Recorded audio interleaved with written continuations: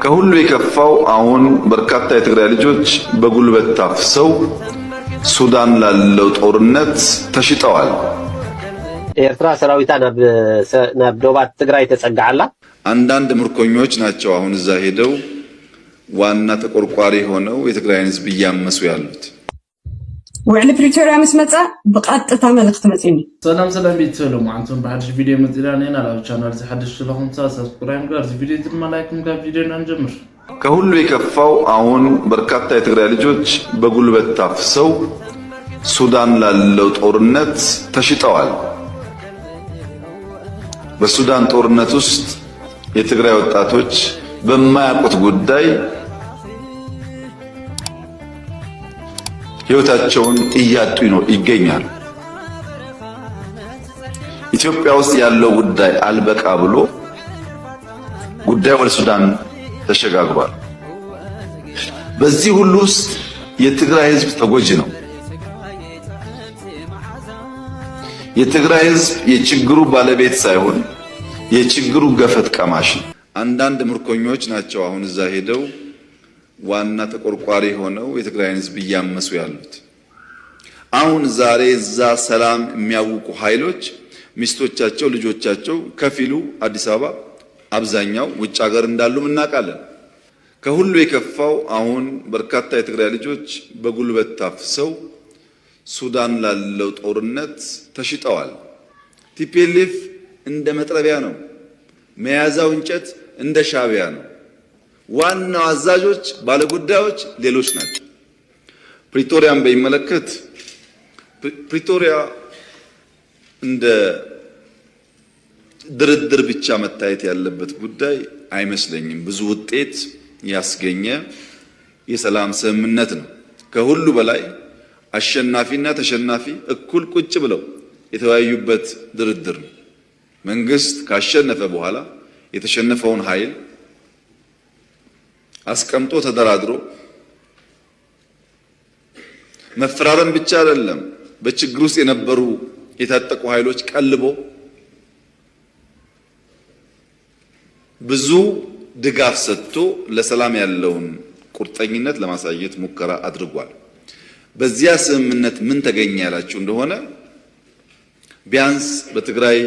ጊዜያዊ መንግስት ማቋቋም ተችሏል። መንግስት ማቋቋም ቀላል ነገር አይደለም። ከ60 ሺህ ያላነሱ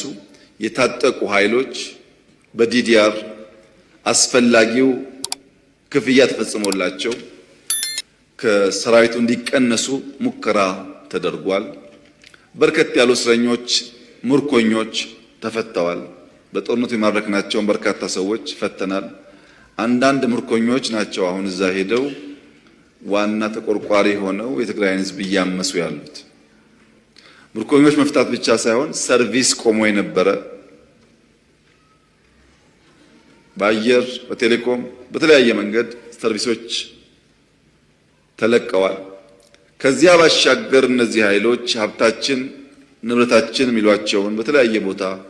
ያሉ ሀብቶቻቸውን ጠብቀን አቆይተን ሰጠናቸዋል።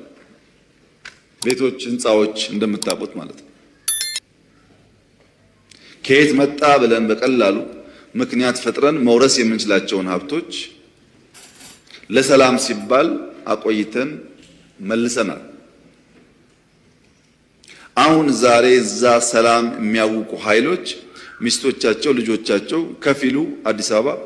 አብዛኛው ውጭ ሀገር እንዳሉም እናውቃለን። አዲስ አበባ ያሉትን ከፊል ቤተሰብ ያልነካንበት ዋናው ምክንያት በአንድ ሰው ጥፋት ዘሆል ቤተሰብ መታመሱን እንደ መንግስት በወደ ሰፊነት ማየት ይሻላል ብለን ስላሰብን በርካታ ጥቅም ከማስገኘቱ በተጨማሪ ለምን ፕሪቶሪያ ተስማማችሁ የሚሉ ደግሞ በጣም በርካታ አኩራፊዎች ተፈጥረዋል። ቲፒኤልኤፍ ብቻ ሳይሆን ትግራይ መውደም ነበረባት ብለው የሚያስቡ ኃይሎች አኩርፈዋል። ከኛም ገሸሽ ብለዋል። በአንጻሩ እነሱ ይተባበሩ ሞክረዋል። ፕሪቶሪያ እንዲህ ያለውን በርካታ ነገር በውስጡ የያዘ ነው። ከዚያ በኋላስ በየቀኑ በርከት ያሉ ውጊያ ጦርነት ሊቀሰቅሱ የሚችሉ ፕሮቮኬሽንስ በየጊዜው ትግራይ ባሉ ኃይሎች ይፈጸማል። በየጊዜው ከሁሉ የከፋው አሁን በርካታ የትግራይ ልጆች በጉልበት ታፍሰው ኤርትራ ሰራዊታ ናብ ዶባት ትግራይ ተጸጋዓላ እዚ ኣብ መንጎቲ ሻዕብያን ሕወሓትን ክግበር ፀንሐ ጽምዶ እቲ ዝግባእ ምዕባለ ከምፅ ኣይካለን እዚ ኣወልን ብርሃንን ዝገበርዎ ርክባት ካብቲ ኣብ ናይ ማሕበራዊ ሚድያ መክሰፍ ካብኡ ዝሓልፍ ኣይኮነን ኣብ ሓደ ኣብ ክልተ ሓይልታት ብፍላይ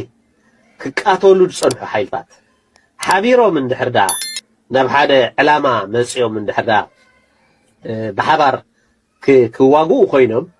መጀመርያ ክመፅእ ዝግብኦ ፖለቲካዊ ዕላምኦም ክሰማማዕ ዘለዎ ሻዕብያ ንሕወሓት ከጥፍእ ይሓስብ ሕወሓት ንሻዕብያ ክተጥፍእ ትሓስብ ብልቦም ከምኡ እናሃለዎ ከሎ ፅልኦምን ቅርሕንቶምን ብዘይ ዝኾነ ፖለቲካዊ ዕላማ ብሓባር ኮይኖም ፌደራል መንግስቲ ኢትዮጵያ ክምክቱ ኣይክእሉን እዮም ስለዚ እቲ ኣብ መንጎኦም ዝተፈጠረ ክምዕብል ዘይከኣለ ፅምዶ ናይ ፅምዶ ርክብ ኣብዚ እዋን እዚ ሻዕብያ ተታዒሱ ነቲ ኣብ ውሽጢ ትግራይ ኣትይዎ ዝነበረ ቦታታት ለቂቕዎ ዝፀንሐ ዳግም ምለሶ ኣሎ ስለዚ ሻዕብያ ካብ ሕወሓት ተስፋ ዝቆረፀት ትመስል ናብ ዶባት ትፅጋዕ ኣላ ንሱ ጥራሕ ዘይኮነ ብብዝሒ ሰራዊቱ ንውሽጢ ናብ ድፍዓት ክከላኸለሉ ዝኽእል ይኣትሎ ውዕሊ ፕሪቶሪያ ምስ መፀ ብቐጥታ መልእኽቲ መፂኒ ናይ ሰላም ስምምዕነት ውዕሊ ስለዝፈረምና ብናይ ኣብይ ሰራዊት ዝተፈፀሙ በደላት ምስናድ ይኹን ምውጋዕ ደወብሊ this is politics ብቐጥታ ናይ ቴሌቪዥን ፕሮግራሜ ተዓፅዩ ኣብ DW ኢንተርናሽናል ዝነበረ ናይ ሕዌት ናይ ቴሌቪዥን ፕሮግራም እዚ መስየ ብቐጥታ ኣውዚ ምሳኸይ ልጋጮ ፍልም ልመፀካ ብማሕበር ደቂ ኣንስትዮ ኣቢሉ እዩ ልመፀካ ብማሕበር ደቂ ኣንስትዮ ኣቢሉ እዩ ትመልእኽቲ ናይ ማሕበር ደቂ ኣንስትዮ ለይ ምዃኑ ትፈልጠ ኢኻ ሶተን ማሕበር ጉዳይ ኣይትስርሒ ኢለን ይመፃ ማለት እዩ ውዕሊ ፕሪቶሪያ ስለዝፈፀምና ውዕሊ ፕሪቶሪያ ክርብሹ ክዘርግሉ ይኽእሉ ሓሳባት ሒዝካ ላ ሚድያ ምምፃእ ኣይከኣል ሶ ንሕና ናብ ዶክመንቴሽን መፅና ካብ ቀስ ብቀስ ኣብ ትግራይ ዝነበረና ሚድያ ክልከላ ተኸልኪልና ኢና ኣብ ትግራይ ኣብ ምንም ዓይነት ቴሌቪዥን ፕሮግራም ከይነቕርብ ናብ ሕድ ቴሌቪዥናት ደብዳቤ ኣትዩ ብማሕበር ደቂ ኣንስትዮ ሕዌት ዝበሃል ፕሮግራም ከይተመሓላልፉ ልብል ደብዳቤ ማለት እዩ ሶ ደወቢልና ናይ ቴሌቪዥን ፕሮግራም ደወቢልና ስራሕ ግን ንቕፅል ኣለና ቲቢኤስ መፅዩ ምስ ቲቢኤስ ውዕሊ ኣሲርና ምስ ቲቢኤስ ስራሕ ጀሚርና ምስ ቲቢኤስ ፅቡቅ ፕሮግራም ጀሚርና ለለ መፂና ያላ ሚድያ ongoing ላለና ናፅምዶ ሓሳብ መፅዩ ከዚ ኣብ ውዕሊ ፕሪቶሪያ ኣለና ብዛዕባ ሻዕብያ ምውጋዕ ከም ንኽእል ብዛዕባ ኣብይ ግን ምውጋዕ ከም ዘይንኽእል ዝተነገረና ኣጀንዳ ናፅምዶ ሓሳብ ትመፅእ ተሎ ብዛዕባ ሻዕብያ ምውጋዕ ከም ዘይንኽእል ብዝተፈላለየ ኣንግል ይመፀና ነይሩ ፀረ ህዝቢ ትግራይ ክትኸድ ኣለኺ ተባሂለ ፐርሰናል ኖ ዝፈፀምዎ በደል ኢና ነውግዕ ኣለና لفتسمو بدل لؤمي كحفرهم لقبهم بي لا يكحفرنا يقبل whoever he is لا يتلاقي سلازي صبت 9 توتات مجم بزعبا شعبيا لفتسمو بدلات موقع صار ربحة حزب تقراي مخاجيو قال بقى ولا بمحضراو ميديا ولا بيرسونال 9 توتات مجم بدلات مجم بريجر مجم كان لعلت كل بريجر نايتنتات سقاي مسمع الفترة الخا بريجر سلا الخبج كل نجار تشكي مخايو خطحل تقلبيتو مالت دي مجمرة exactly that's why political تغير يلا خلو حزب محازه غيرو خلوس بس خون حاير كتغير يو تزيد تكبر مالت يو exactly محازه لخونه ماكل نايو بدل كيو قع يو حزعوي exactly تግራይ ንምሕላው ብሓፈሻ ኸኣት መንእሰይ ትግራይ ንምሕላው ኣገዳዲ ይኹን ፀዋዒ ኣየድልዮን እዩ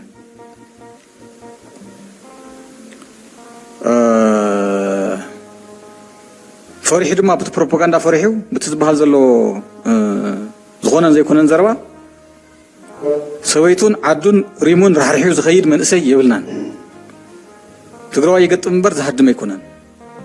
ፈንቂሉ ህልውና ዘረጋግፅ እዩ ታሪክና ንሱ እዩ ዓንቶ ጠቂስዎ እዩ بسرون تجارون تاينا لمينا إنا نقالس كقالس هي أي تدخل كلنا إنا نقالس تجديدنا يكوننا نقالس سلازم أنا سينا أمين خقالس الله بسرون أمينو زعوتي أمينو زقالس زعوتي تحقق زي كويننا هلو حمشاي مسرع ويكعا زوم سلمتن سعادن بانداتات نولم ያው 50 መስራዕ እንታይ እዮም ጸለምትን እንታይ እዮም ዝወልናዮም አንቶ ገሊጽ ወይ አውሽተና ኮይኖም ንዓና እናመሰሉ ንጸላ ዘገልግሉ ናይ መኸተ ሓይሊ ኢና እናወሉ እናምሰሉ ንጸላ ዘገልግሉ እዮም ዚያቶም ቶም እዚኦም እዮም ቶም ጸለምቲ 50 መስራዕ ጸለምትን ሎም ዘለና ቶም ጻዓደ ከዓ ቶም ኣቦኦም ዘፍለጡ ቀዊዖም ቀሊዖም ህልውና ምስ ብልጽግና እዩ ዝብሉ ማለት እዩ እዚኦም ክምስገነሎም ብሓደ ገጽ ቅድሚ ሕዝቡን ገሊጽና ኢና ስለዚ ይሓስቡ زير زيهم بستفعل حوار داين كاس أصنبر تلقهم حدث لزخنة من سينا خيس اللف قال سهلونا أنا متعنقف أنت أم زجور زلوا زياته أنت أم زجور زلوا حدا أوشتي أوشت حزب تجري محاورة أقولوا لك في الطريق أقول لهم تسكسيكم مفتي طرف مرف اليوم 5 مسرع زي تسعروا هزون تسكسكوا طرف مرف 5 مسرع اللي يوم زياتهم أنت أم زجور زلوا عم تقرأ قفا خلو يتسعر له قفا خلو يتسعر له مني تم 5 مسرع تم سلمتن سعادن بانداتاتن من تاي محاورة وقولوا لك كيهلو عم تقرأ سنيت كيهلو كأنت تخرطهم مني فطارين قفا عم تقرأ زلنا ناي مخات حيلتات يكوننا فطارين زوم 5 مسرعن زوم شراهم دو بيلم ندي شواز هادمو سعاد بانداتاتن بقلسي عاوزي محاور لهم جنزون ميلينات يفصلوا عاوزو بتازي كفال لنا ولا بفترة يوريو كاميرا يدالو يواددو كم تتمال تجبر مقالة مالتي أواديدهم يوعوعو تمنسي كرعد كفرح حاصلوا عدو قد فخوتي جوروا مالتي عاوشتناون بناتنا ناي مريحنة ناي منجس ناي مريحنة دخمت عاوشتي مزيوم ناتناو كافتي ناي منجس مدوات أسرحلو توم 5 مسرع لهم زلنا مالتي أو 4 كيلو خوينهم بلتقنا سفير زوم قلبنا ولعو تايم زغور زياتهم نزو حيلي زي نزو تقراي زلو ناي مخته حيلي ببرت كتقالص لك يقولوا ببرت كتقالص لك نسكو خوزي ني هيوت فرح يكون ادي شاخ يدلو تحيزو زلو فيروس هون حساب اوزي كسقم سلا زي يخل كاودبنا زبارنا يملو كابكالت ودواتهم زخدلو نبسل الفام زفانا يملو زياتهم كلهم دميركا تايم زغور زلو منو سي تقراي زو قداي زي كمل كادويل كاترو يلا خايول بورات كتقالص لك نعودك او قالسك تورد لك يقول بعلم يوردوان ناي زي حالفه ناي زي رحم مش تزقاطمه تحكي كلت عين تعلمت حدش تعلمت نيرو نوينو كالوت دما كاو احد امن طبطيوم 26 زخونو نوينو حمس مشت اتيم حديرو مصنحي او مغياش له تمغياش درار مستنغدو شاي زتانا غدالوا او وديتات اتين زتانا غدا اسكعنا تعليم كفلي وينا احد ام سخدو زتانا غدالوا نغو توم حدش تعلمت خيدو نا تعليم توم كاب احد ام تنطواتيوم زمصو ارفيدوم مصراي تغيرو كافتم 26 توم 6 مردات الله خادو زي يخلو مخانم ترغاغيسو ناب هزوم ناب سدروم كملس تغيو توم 20 ناب احدهم كملس سلازغبا اورنيلوم تمليو بروفايلوم تتحيزو ناب خادو وزغبا ناب بيت منغست 40 خلت زركوم ناو خادو ام سفارنا هالي بدغ بستقانا ورا اجندا تزرخ مخنታት تفتيرو أبزي حديرهم يو عارفين شنو بقى خاصة تلتنا يعني معك مدونا نزيم السنيرش كابط أنا قلنا بسلام يقنينا